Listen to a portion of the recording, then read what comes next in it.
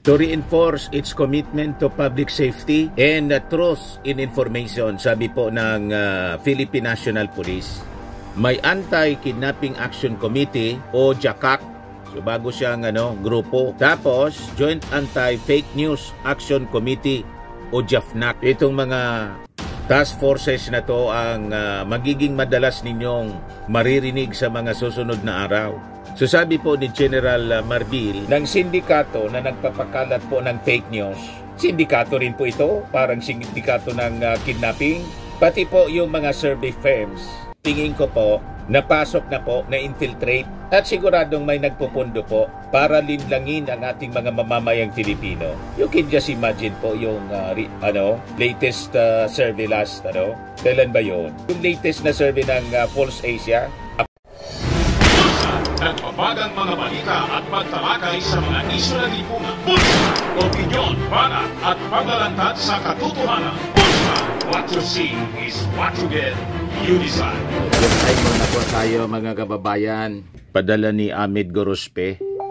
Kwento ito ng mag-ama. Galit na galit yung tatay sa kanyang anak. Sabi ng tatay, bagsak ka na naman sa klase mo. Di mo kasi tularan yung pinsan mo. Ang tataas ng grado. Sabi ng anak sa kanyang tatay, Tay, wag mo naman akong ikumpara sa pinsan ko. Sabi ng ama, bakit naman? Bakit naman hindi? Aber, sagot po ng anak, kasi po, napakatalino ng tatay niya. Kaya matalino yung pinsan kasi matalino yung tatay. Alam na kung bakit bobo siya. May pinagmanahan. Tinamaan, nag-backfire po. Nag-backfire yung panggalit po ng tatay sa kanyang anak. Mana kasi yung bata. Automatic na po, 200 pesos. Message mo na lang po yung GCash number mo. Kasali ka na rin po sa ating monthly draw. 5,000 pesos yung cash prize pag nabunot ka. Nabunot yung pangalan po ninyo. Pag hindi po, kasali ka pa rin sa monthly draw o sa grand draw sa December. 10,000 po yung cash prize natin. Di bueno, balik tayo dito sa ating topic kasi sabi ng ating mga authorities, pati ng Palasyo Malacanang, lumala mga kababayan yung mga fake news peddlers, pagpapakalat ng fake news ng mga fake news peddlers. And because of that, hindi lang anti-kidnapping task force ang binuo ng PNP, pati po anti-fake news. May task force na rin po sa anti-fake news. At ngayon nga po, pati yung NBI, may series of cases na po ang pinafile sa mga fake news peddlers. Ito yung sabi ng PNP, bumuo na sila ng special committees versus kidnapping and fake news to reinforce its commitment to public safety and trust in information, sabi po ng Philippine National Police. May Anti-Kidnapping Action Committee o JAKAC.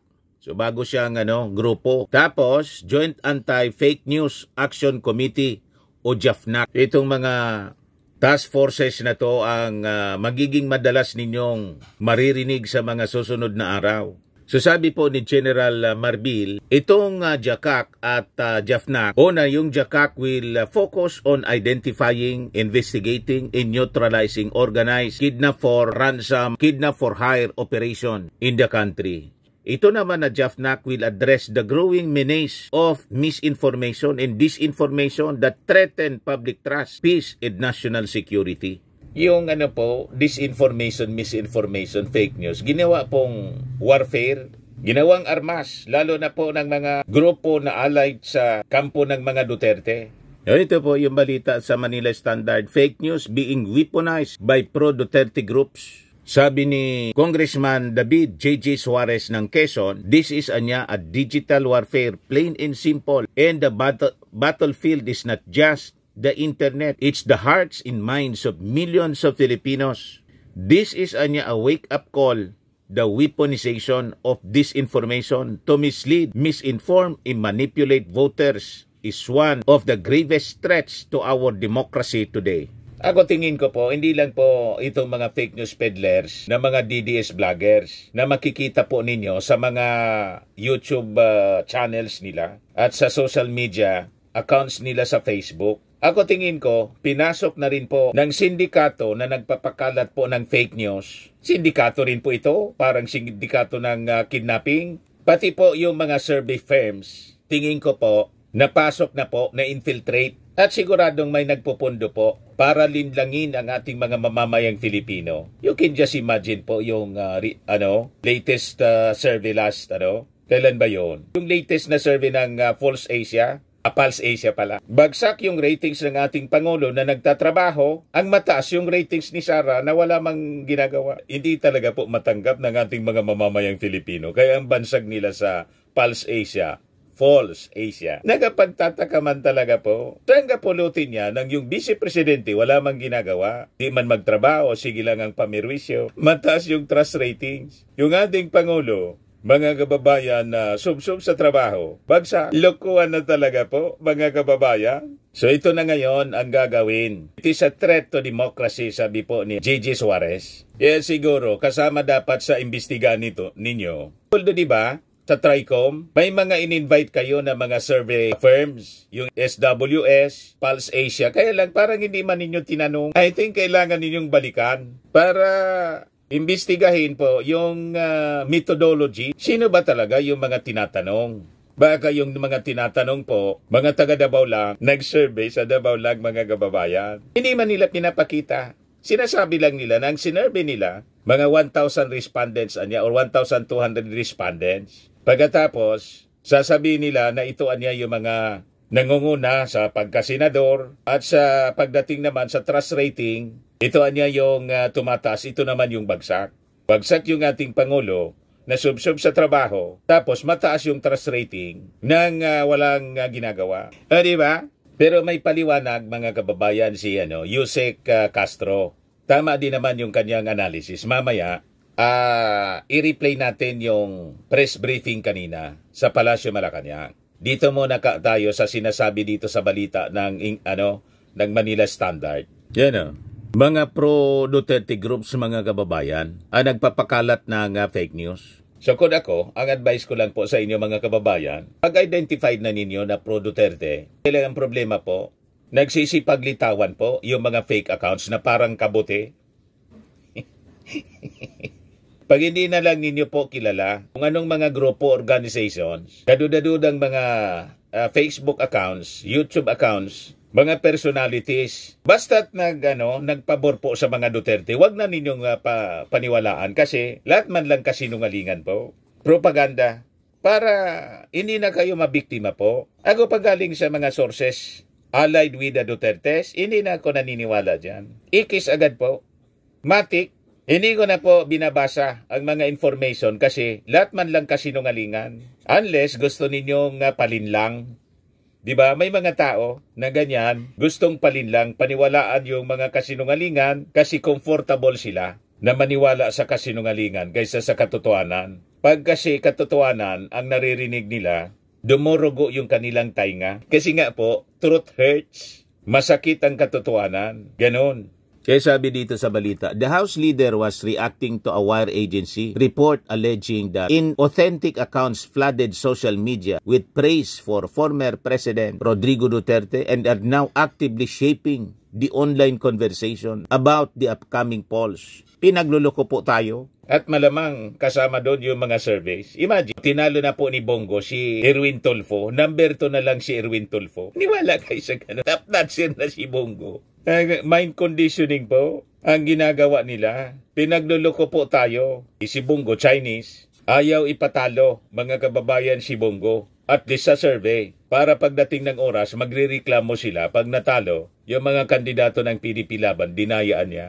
Para gatungan po ang mga mamamayang Filipino mag-alsa. Dinayaan niya ng administrasyon. Di ba ba? Ganun katindi ito po, nalabanan na to. This is actually a fight for survival kasi ni Sara.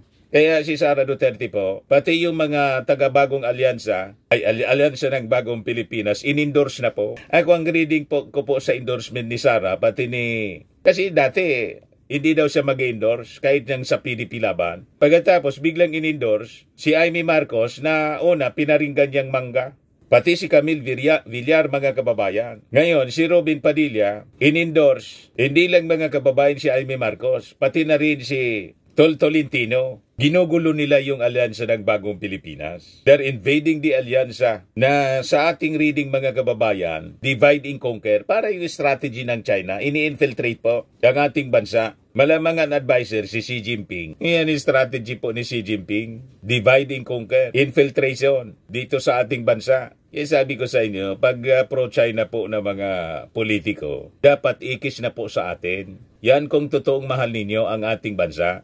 So yan sabi rito po sa balita, Manila Standard. Mga fake accounts flooded social media with praise for former President Rodrigo Duterte and are now actively shaping the online conversation about the upcoming election. The report, citing research from Israeli tech firm Shabra, found that about a third of the accounts posting about Duterte's arrest by the International Criminal Court were fake. Ganun katindi po. So, ang nagsasabi na po, hindi na tayo ang nagsasabi. Ang nagsasabi, isang Israeli firm. Na-discover nila, research firm, Israeli tech firm, Shabra. A third of the accounts posting about Duterte's arrest by the ICC, mga peke pong account. It also warned that up to 45% of discussions related to the 2025 elections are being driven by inauthentic actors or peke na mga personalities or actors such as bots, mga robots, sock puppets, and paid influencers. Kung hindi bayad, mga robot po, potentially reaching tens of millions of users. Kaya po yung mga nagre-react sa sa Facebook account, pati sa YouTube account ko po, makikita ninyo po, mga trolls, mga peke, walang mga picture, profile pic, wala. Matindi kong magmumura. Ang akusasyon sa akin, bayad ni Bangag. Pati yung namin, pagpunta sa Boracay, binabas po ako. Nakakobra na daw ako kay Bangag. Ganon sila katindi. Pari-parihas ang kanilang mga akusasyon. Sila hindi bayad. Kami lahat bayad. Jagpatan niya si Mr. Maravillas. Ang pinapakainan niya galing sa buwis ng bayan. Pakita kayo ng resibo. Pag may nakita kayong resibo, ibalandra ninyo. Yan ang challenge natin. So sabi rito, this is a wake-up call. The weaponization of disinformation to mislead, misinform, and manipulate voters is one of the gravest threats to our democracy today, sabi po ni Congressman Suarez ng Quezon. Fake praise, fake news, fake accounts. This is how digital warfare is being waged today. And the most dangerous part is ordinary people might not even know they are being influenced. For his part, sabi naman po ni Senior Deputy Speaker Aurelio Gonzales Jr., nanawagan na siya, mga kababayan, for a nationwide effort to protect Filipino voters from digital deception, citing a report that fake social media accounts were used to defend Duterte and are now being deployed to manipulate online discourse ahead of the 2025 midterm elections.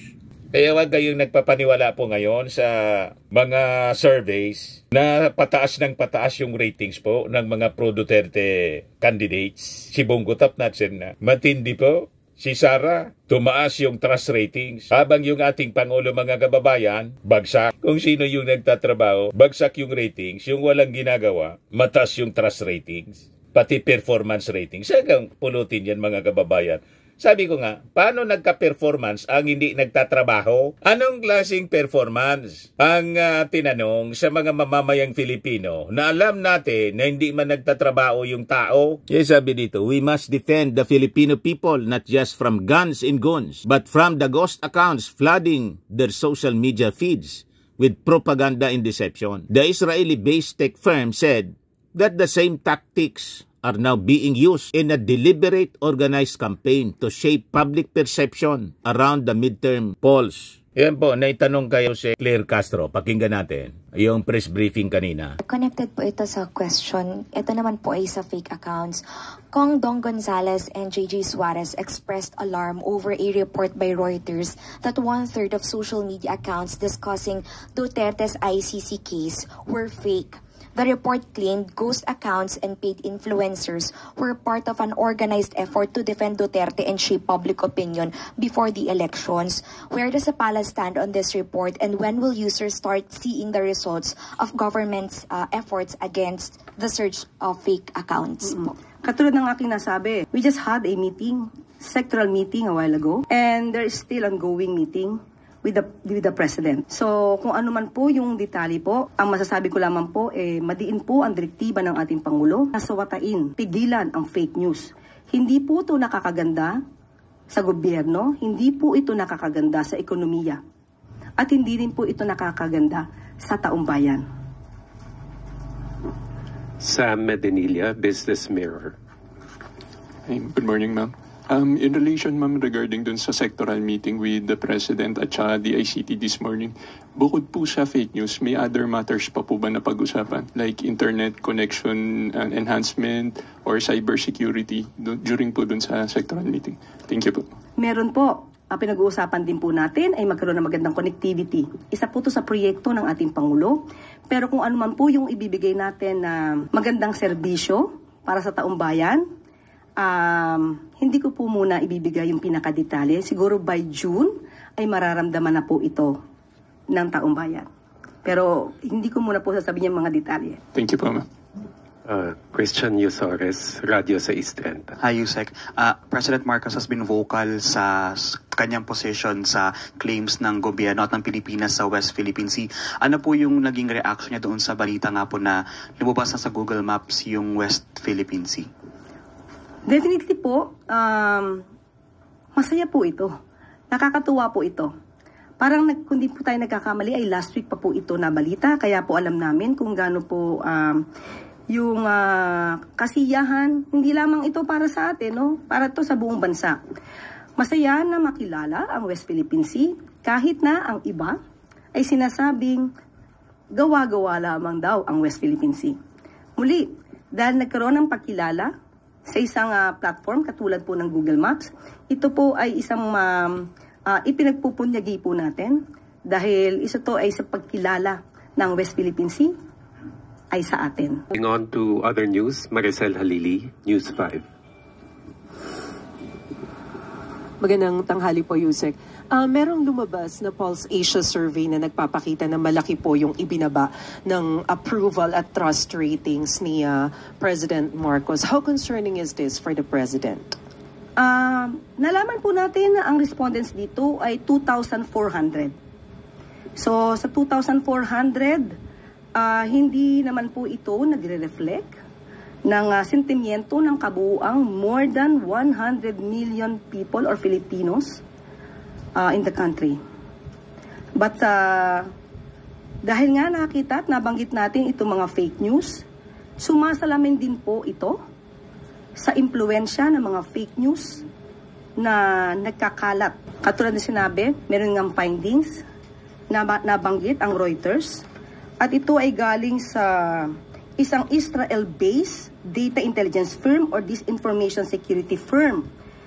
And I quote, "The level of coordinated disinformation seen in the Philippines was far above the typical 7% to 10% range of online conversations globally about highly sensitive or polarizing issues."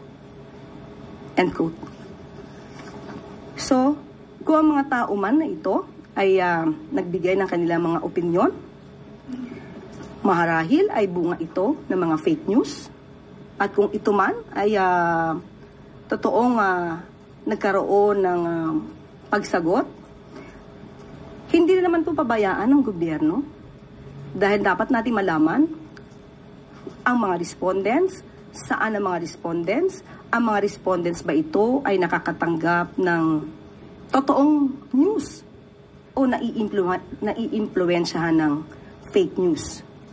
So ang mga respondents ba na ito ay hindi nakakarating ang tulong ng gobyerno? So dapat din po nating malaman ito sa parte ng administrasyon. At kung ano man po ang nagiging desisyon ng Pangulo at ng administrasyon, at ito'y magre-reflect sa isang survey na naisin pa rin po at ipapatupad pa rin po ng Pangulo kung ano ang nasa batas, kung ano ang tama at hindi kung ano po ang sasabihin sa isang survey. Pero considering that the survey was conducted from March 23 to 29, or just a few days after the arrest of the former president, sa tingin po ba ng Malacanang gaano kalaking factor yung politika sa naging resulta ng survey, especially yung nangyari kay former president? Okay, lumalabas nga po dito na bumaba di umano ang rating, no, approval rating ng Pangulo. Pero sabi nga po natin, ito ay titignan pa rin po ng administrasyon. Hindi naman po natin, hindi papansinin kung ano ang mga sinasabi ng survey. Pero muli, 2,400 ay hindi po ito kabuuan na sentimiento ng buong Pilipinas. Magtatrabaho pa rin po ang Pangulo, katulad ng aking sinabi, kung ano ang tama, kung ano ang sa batas. Hindi dahil ito ang idinidikta ng tao na hindi naman naaayon sa batas. Last point. During the interview of Pulse Asia President Ronald Holmes over True FM, kanina lamang po ito, ang sabi niya, isa daw marahil sa dahilan ng pagtaas din ng disapproval rating ni PBBM ay yung pagtugon sa pangunahing problema like yung matataas na presyo ng bilihin, kakulangan sa kita o yung sahod at yung paglaban daw po sa katiwalian. Where do you think the problem lies? Una, tignan natin. Nabanggitan natin, nagpakita na po tayo dito, nakausap na rin po natin at natanong po ninyo ang mga heads po ng ibang mga departamento patungkol po dito. Halimbawa po yung walang gutom program. Kaya nga, ang tanong po natin dito, 2,400, nakakarating po kaya ang serbisyo ng gobyerno? Pangalawa po, sinasabi po natin, di ba, na walang trabaho. Yung tungkol sa sweldo. Binanggit na rin po natin ang direktiba ng Pangulo patungkol po sa pagtaas ng sweldo sa pamamagitan po ng regional tripartite. So, hindi po yan tinulugan ng Pangulo. Yan po ang direktiba para po tumaas ang sweldo ng ating mga kababayan. So kung ano, saan man nanggagaling. So lumalabas yung mga tao, mga kababayan na na-interview, kung totoong may in-interview talaga, yung Pulse Asia, nalaso ng fake news. Kasi ang nagpapakalat ng fake news, mga kababayan, mga trolls, mga makina, mga robot, saan kapulutin yan, mga kababayan? Kaya nangingibabaw yung mga fake news kaysa sa totoong mga balita. Ipagchismis pa naman po, tapos mga paninirang puri, mas na kumakalat ng mabilis kaysa sa pagpakalat ng totoo. Ganyan ang natura po ng tao. Mas interesado sila sa chismis kaysa sa totoong kwento. Pag kwinintuhan mo ng totoo, duda siya. Pero pag kwinintuhan mo ng chismis, fake news po, ang dali nilang maniwala. Talaga niya. Ganon katindi. Alam po ninyo, may biblical explanation dyan. It is because of the sinful nature of man. Yan ang dahilan kung bakit madali tayong maloko. Madali na madeceive. Yan ang kapangyarihan po ng Team Kadiliman. Team Dilim. Kaya sabi ko sa inyo, iwasan ninyo, makinig po sa Team Dilim, doon sa itim, na binabalo tayo ng kadiliman. Pag doon kayo naniwala, talo kayo. Yun po, ibig sabihin, pinili ninyo na mabudol. Di ba? Pinili ninyo na maloko kayo. Sige, magpaloko kayo. Tingnan natin kung sino ang talo. So ito yung gustong i-address ng ating gobyerno kasi ang mga kalaban po, robot. Itong opinion ni Holmes, Mr. Holmes, okay? Yan ay kanyang opinion. Siguro mas maganda rin po na malaman niya kung ano ba talaga yung katotohanan. Baka po kasi nasasapawan ng good news ng mga fake news. Oh, tama. Nasasapawan yung good news. Walang excitement kasi makinig sa good news. Kahit sa Bible po, di ba ang tawag sa Bible? Good news. Ayaw makinig sa preaching po mula sa salita ng Diyos. Ang mga tao, ang gusto nila galing sa mga manghuhula. Horoscope. Yan ang pinaniniwalaan ng mga tao ngayon. Yung mga haka-haka. Pero pag mula sa Bible po, mula sa good news, biblical truth, ayaw makinig ng tao. Ayaw ko ano yung makinig niyan.